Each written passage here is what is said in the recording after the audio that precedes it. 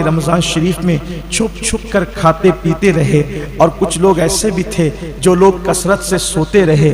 ہاں ہم وہی لوگ ہیں کہ رمضان المبارک میں ہم وہ عبادت نہ کر سکے جو عبادت کرنے کا حق تھا، ہم وہ اس طریقے سے اللہ کو راضی نہ کر سکے جیسا کہ راضی کرنے کا حق تھا۔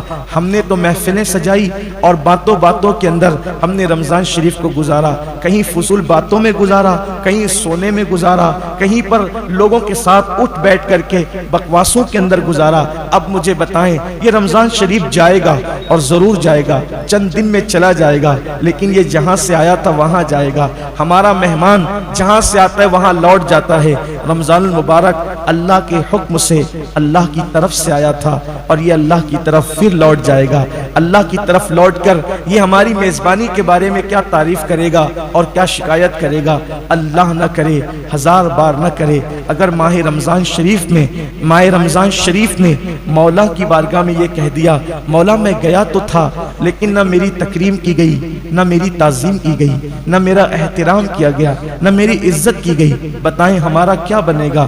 بلکہ میرے آقا صلی اللہ علیہ وآلہ وسلم کے فرمان کا مفہوم ہے کہ جس کے خلاف ماہ رمضان شریف گواہی دے گا کہ اس نے میری عزت اور تکریم نہیں کی، مجھ میں عبادت نہیں کی، میرا حق نہ جانا، تو اللہ تبارک و تعالی اس کے حق میں کسی کی بھی سفارش کو قبول نہیں فرمائے گا۔ جس کی شکایت رمضان المبارک کرے گا، اللہ تبارک و تعالی، اللہ اکبر، اس شخص کے حق میں کسی کی سفارش کو قبول نہیں فرمائے گا۔ اور کہاں جائے گا؟ جس کی مخالفت میں ماہ رمضان المبارک کھڑا ہو، جس کی مخالفت میں اللہ کا قرآن کھڑا ہو، پھر اس کے لیے جو ہے وہ رحمت کے دروازے بند کیے جاتے ہیں۔ ہاں مسلمانوں، یہ وہی تو مہینہ ہے جس میں رحمتوں کے دروازے کھل دیے جاتے ہیں، یہ وہی تو مہینہ ہے جس کے لیے جنت کے بالا خانوں کو سجایا جاتا ہے، یہ وہی تو مہینہ ہے جس میں روزہ رکھنے والوں کے لیے قرآن بہشت یوں دعا کرتی ہے کہ اللہ مجھے ان کا شوہر بنا جو رمضان المبارک کے اندر پیاسے رہتے ہیں اور تیری عبادت کرتے ہیں۔ روزہ کون سی عبادت کا نام ہے؟ حضرت سیدی سلیمان دارانی رحمۃ اللہ تعالی علیہ فرماتے ہیں، ایک مرتبہ میں نے روزہ رکھا سخت گرمی میں، اور میں نے خواب میں دیکھا کہ کوئی کہنے والا کہہ رہا ہے، سلیمان کیا تم اتنے دینار کے عوض یعنی سونے کے سکے کے عوض تم اپنا روزہ بیچ دو گے ہمیں، کہ روزے کا ثواب بیچ دو گے ہمیں؟ حضرت سلیمان دارانی کہتے ہیں، واللہ اگر ایک روزے کے بدلے مجھے پوری دنیا اور اس پوری دنیا کے سوا جو کچھ ہے اگر سب مل جائے تو بھی میں ایک روزے کا صلہ نہیں بیچوں گا، اس لیے کہ میں تو روزے کا صلہ دیدار الہی، اللہ کے حسن کا دیدار چاہتا ہوں۔ تو غیب سے ندا آتی ہے سلیمان روزہ رکھتا رہے، اس لیے کہ روزے داروں کو اللہ کا دیدار نصیب ہوگا، اللہ کا دیدار کرایا جائے گا۔ اور اللہ نے فرمایا، اے میرے روزے دار بندو، جو لوگ روزہ نہیں رکھتے ہم ان کو اپنے دیدار سے محروم کریں گے، لیکن جو روزہ رکھتے ہیں ہم ان کو جنت میں جمع کر کے اور ان کو تخت پر بٹھا کر ان کے کمر کے نیچے تکیے دے کر کے پھر اپنے حسن سے پردے ہٹائیں گے، نقاب ہٹائیں گے، اور اس کے بعد ان کو اپنا دیدار نصیب کریں گے۔ اللہ اکبر، ایسے دیکھیں گے لوگ جیسے عید کا چاند آسمانوں میں دیکھتے ہیں، ویسے اپنے اللہ کا بلا تفصیل اپنے رب کا دیدار کریں گے۔ وہ روزے داروں کے لیے خاص ہے، اللہ روزے داروں کو اس کا دیدار نصیب فرمائے گا۔ اللہ نے فرمایا، ہر عبادت کا صلہ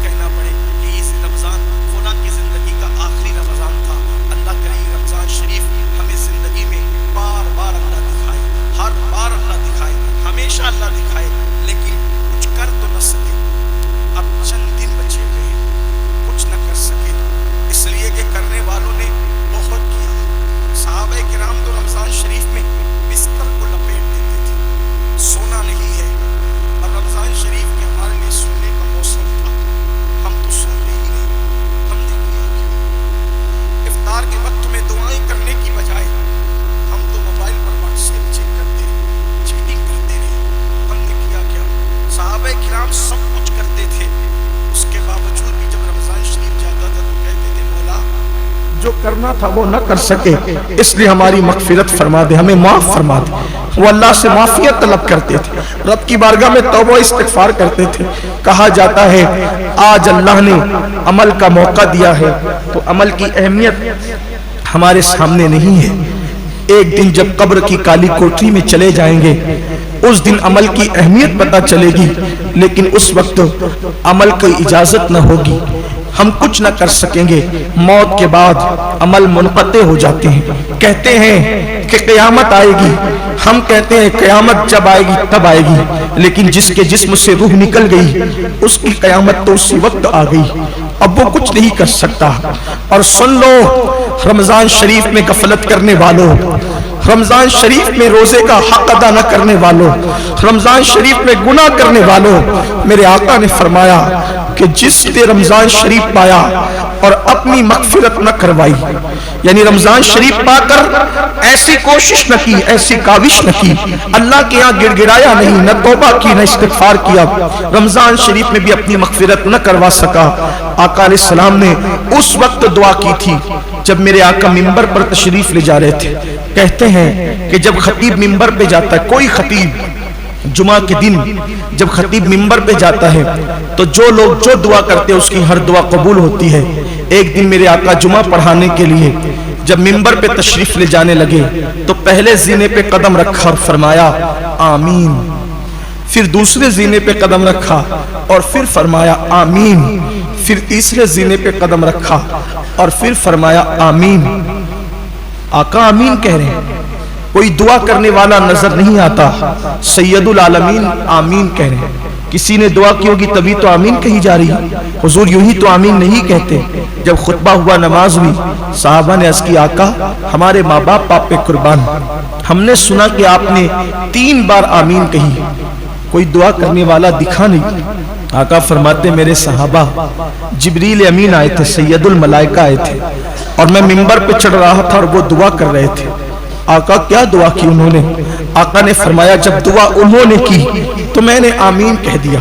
یعنی سید الایام ہے، جمعہ کا دن ہے، سید الایام جمعہ کا دن، سید الملائکہ کی دعا اور سید العالمین کی آمین۔ کیا کوئی بدبخت یہ کہہ سکتا ہے؟ کسی میں جرأت ہے کہ وہ وقت کی دعا قبول نہ ہوئی ہوگی؟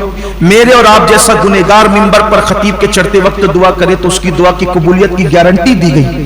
جب جبریل دعا کرے اور حضور آمین کہیں تو کون انکار کر سکتا ہے؟ ویڈیو اگر اچھا لگا ہو تو لائک کر کے آگے شیئر ضرور کر دینا۔ اللہ حافظ۔